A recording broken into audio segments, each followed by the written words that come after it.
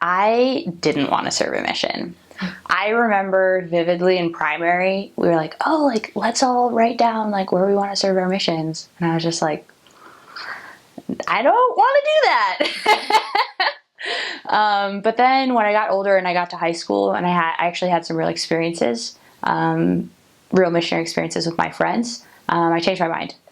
And then when I got to BYU, I was thinking about it, but you know, the age was 21 and I was like, I don't really know.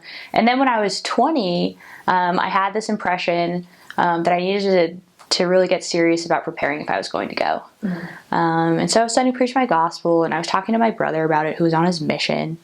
And then that fall, that was when they lowered the mission age, and I was like, well, I could go right now. I'm not going to, because I was going to study abroad the next semester in Jerusalem. So I did that. I turned in my papers probably shortly after Christmas. I did, yeah. And then I got my call when I was in Jerusalem, and then I came home. I was home for like 3 months and went into the MTC. So I guess like so many people are always asking like, how do you decide to serve a mission? And I think for the most part, look, like there's no lightning experience that was like the Lord was like, Aubrey, you must serve a mission. It was more just like a desire that I had. And when I talked to my bishop about it, I just said, look, like I'm not really sure if Heavenly Father really wants me to go, but I feel like it's a good thing. And, you know, it's like Doctrine and Covenants section 4, if you have a desire, you're called to the work. And so that's how I felt like it was for me. I had a desire, and so I went.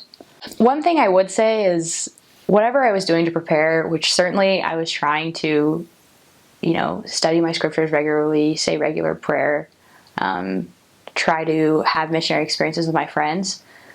I got out to the field and I just was like, I couldn't have prepared for this. Like, you just, like, you prepare the best you can, but there are surprises and there are things that you just don't know until you're there, and that's okay. Totally fine. You will adapt. But I think probably the biggest influence of me was I have 4 older brothers who all served missions.